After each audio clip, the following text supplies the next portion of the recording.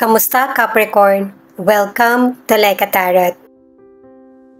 Alamin natin kung anong energy ang makukuha natin ngayon para sa mga Capricorn.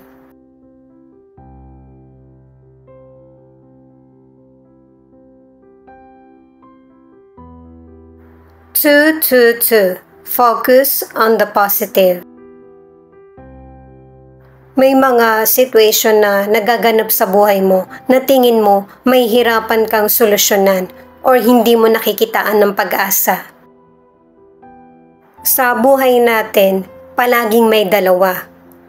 Merong babae at lalaki, merong right and left, at kung may problem, may solusyon. Maigi rin yung dumidistansya sa problem para mas makakaisip ka ng positive na solution.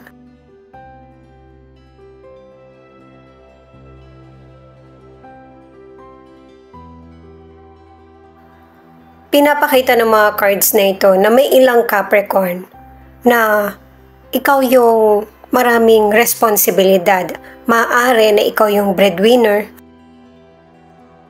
pero wag mo itong aakuin na ikaw yung breadwinner. Kailangan din kumilos ng kapwa mo. Yung bang tulungan. Maaari din na meron kang sinalihan na grupo na ikaw yung leader or ikaw yung inaatasan na gawin ito, na gawin yung ganyan, na hindi mo kakayanin. Kasi breadwinner ka man or may sinalihan kang grupo or ikaw yung leader, may mga personal issues ka rin na mas kailangan mong kaharapin. Yung sarili mong bills, financial, savings. Nakakatulong ka dun sa kapwa mo or sa family mo pero ikaw hindi ka nasusuportahan. Hindi naman sa hindi natutulong, pero yung hati-hati sa responsibilidad para maharap mo din yung sarili mo. Hayaan mo na magustuhan ka ng tao na kahit wala kang naibibigay. Paalala para sa mga bagong viewers na ang reading na ito ay timeless reading. General reading, ano man ang edad mo or gender mo, kunin mo lang kung ano yung akma sa sitwasyon mo. At saka ikaw na rin magpalit kung si person mo ba ito or ikaw. At ito ang start ng 1 week reading mo. The Magician, King of Cups, the World in Reverse. Ayan o, kumukonekta nga talaga.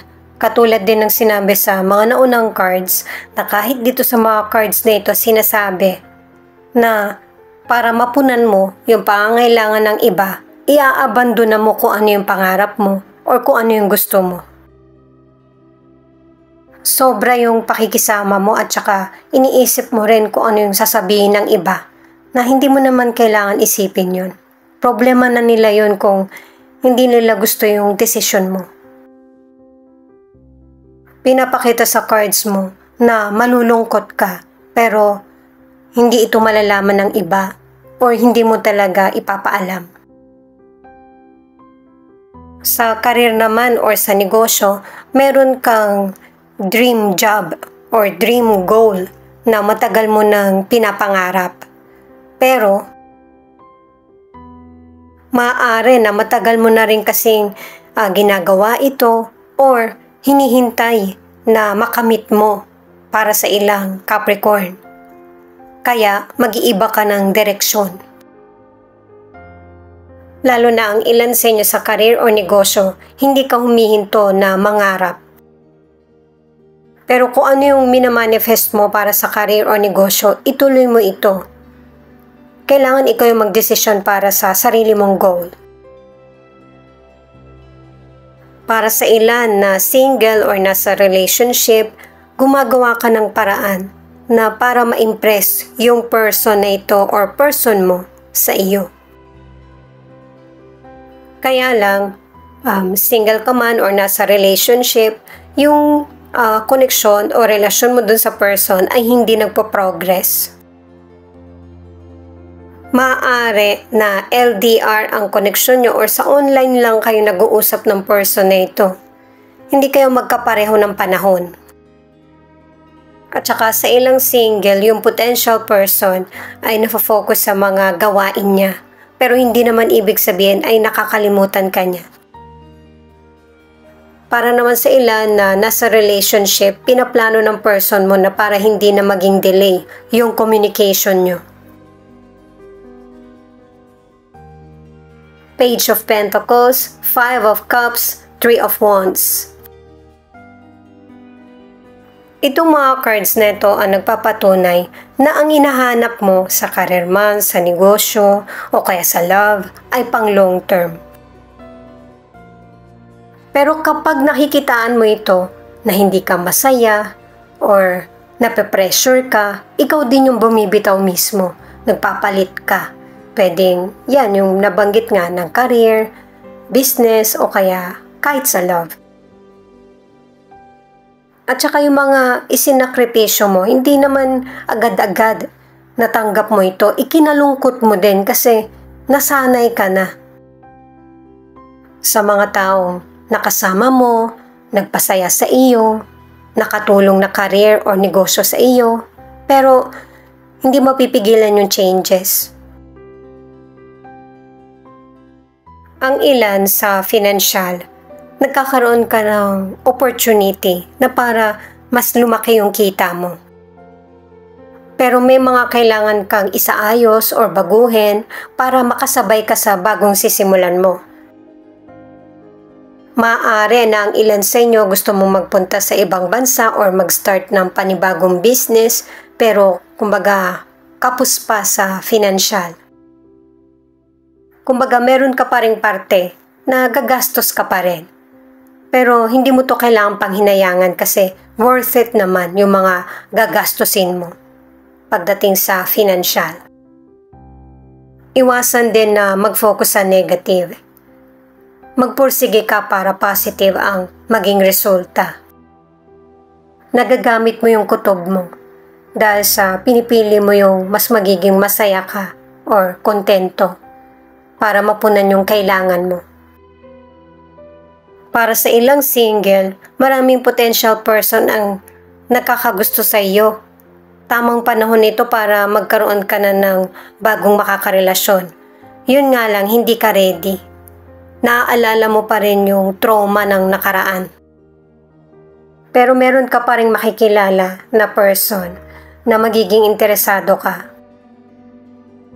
Ang ilan sa relationship, pinaglaban mo yung relasyon nyo ng person mo, pero nauwi kayo sa hiwalayan. Yung bang walang kasulatan?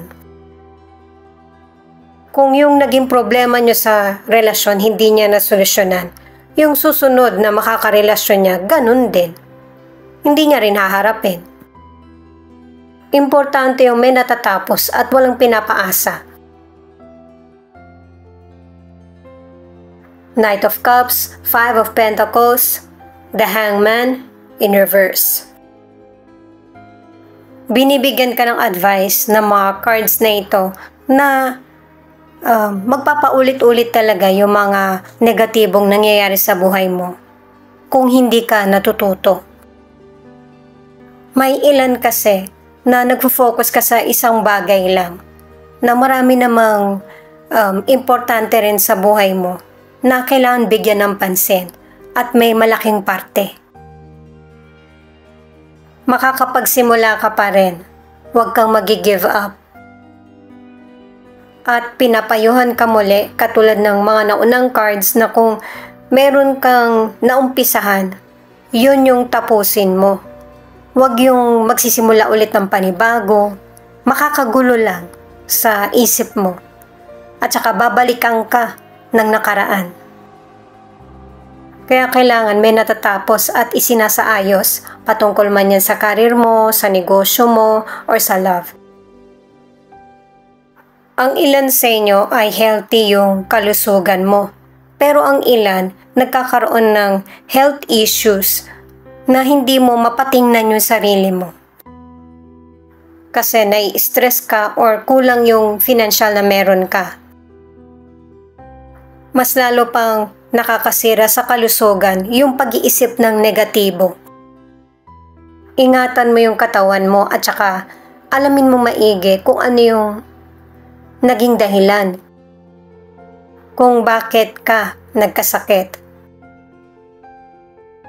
Nakatatlong cards ka na nagsasabi na ang pinagmulan ng health issues mo ay stress.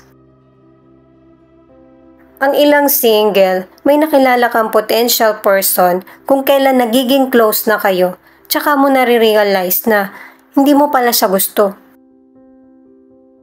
At nahihirapan ka ngayon kung paano mo to tatapusin or ipapaliwanag sa kanya, nakadalawang cards ka na. Yung bang tatapusin ang koneksyon? Ang final card ay Queen of Pentacles. Sa simula at kahit dito sa card na ito, ipinapakita na maaasahan ka, kaya inaasahan ka ng iba. Kasi anuman ang gender mo, likas na sa iyo ang masunurin, maawain. Kailangan balansehin mo lang para yung ibang tao babalanse din para sa iyo. Yun bang mag-iingat sa mga sasabihin sa iyo or ipapagawa or ipapakiusap? Kailangan natin ng bawat isa sa atin yung boundaries. Para naman sa mga nasa relationship, nasa kakayanan mo yung magkaroon ng healthy at happy na relasyon. Pero syempre, kahit na protective ka or love mo yung person mo, kailangan 50-50 kayo sa responsibilidad at saka kahit sa mga decisions. Yung bang napapairal yung give and take. Huwag mong sasanayin yung person mo na okay lang lahat. Sasabihin mo rin kung ano yung nasa isip mo. Kasi may ilang Capricorn na maraming gumugulo sa isip mo, marami kang gustong sabihin pero kinikimkim mo lang. At ang advice ng cards para sa ilan na Capricorn, huwag pabugso-bugso sa decision. Kailangan sigurado ka para hindi ka magsisisi. Ito naman yung feelings or message ng person mo na pwede rin ipakita kung ano yung nasa isip mo or pakiramdam. Maaaring ikaw ito o yung person mo na mas kakaharapin yung mga bagong simula or bagong opportunity na nangyayari sa buhay mo. Nakikita mo na maganda yung nagiging resulta at mas lalo kang na-excite. Kahit ang person mo, nire-release niya na rin kung ano yung mga negatibong nangyari sa nakaraan or sa present. Pinipili niya din na mag-move forward. Kumbaga, hinahayaan niya kung ano yung magiging resulta ng mga decisions niyo. At itong person mo, kung noon, hindi siya nakikinig sa'yo or hindi mo nakikita yung kooperasyon niya, willing na siya na makinig or tanggapin kung ano yung mga gusto mong mangyari. Patunay itong card na ito na magkakaroon ng pagkakaisa or pagkakasundo sa mga gagawin nyo sa relasyon nyo, magkasama man kayo or piliin nyo na maghiwalay. Yung mga gumugulo sa isip mo or kinikimkim na hindi mo masabi, hindi na ito magiging ilusyon. Magkakaroon na ng linaw kung ano yung kailangan malaman ng person mo. At syempre, yung person mo naaapektuhan din sa mga narinig niya sa iyo. Alam niya din na nag-suffer ka. Meron din siya mga personal issues sa past na hanggang ngayon hindi pa rin niya nabibigyan ng solusyon.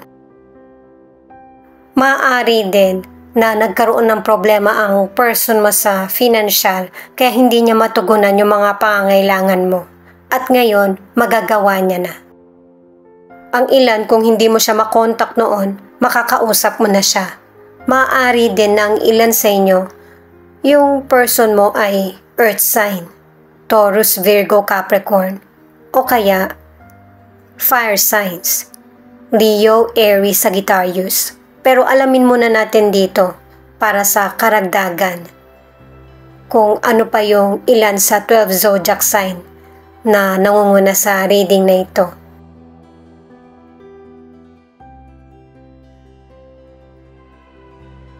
Taurus, Virgo, Libra, Leo, Aries. Inulit lang din, 'di ba guys? Pero makukuha mo na kung ano yung hustisya na gusto mo or fairness para sa kapwa mo or sa relasyon. Thank you nga pala at saka ingat kayo palagi. Ito naman yung ilan sa letra na posibleng andito yung letra ng pangalan ng person mo or letra ng pangalan mo. BMG, DQI, SK.